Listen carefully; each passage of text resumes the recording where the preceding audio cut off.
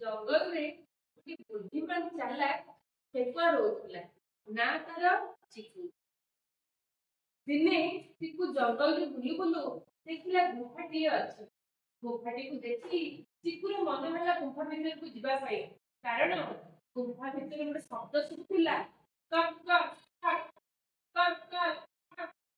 ଏଇ ଶବ୍ଦ ଶୁଣି ଚିକୁ ଭିତରକୁ ଗଲା। ଦେଖିଲା ଭିତରେ ନୀଳ ରଙ୍ଗର ଦୁଇଟି ଆଲୁଅ ଦେଖାଯାଉଛି। ସେ ଆଲୁଅକୁ ଦେଖିଛି ଚିକୁ ପଚାରିଲା, ତୁମେ କିଏ? ଉତ୍ତର ଆସିଲା, କକ୍ କକ୍ କକ୍ କକ୍ କକ୍ କକ୍। ସେ ଭିତରେ ଗୋଟିଏ ବାକ୍ସ ଥିଲା। ବାକ୍ସ ପାଖକୁ ଯାଇ କଣ କରିଥିଲା? କଣ କରିଥିବ ଚିକୁ? ଚିକୁ କଣ କରିଥିବ? ବକ୍ସରୁ କଣ ଶବ୍ଦ ଆସିଥିବ?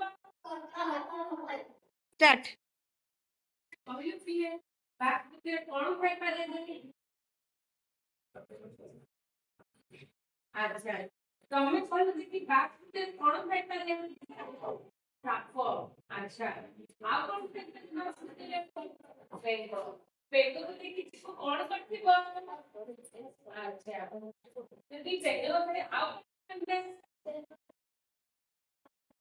ସାପ ଥିଲେ କଣ କରିଥାନ୍ତେ ଚିକୁ? ଡରିକି କଣ କରିଥାନ୍ତେ ଚିକୁ?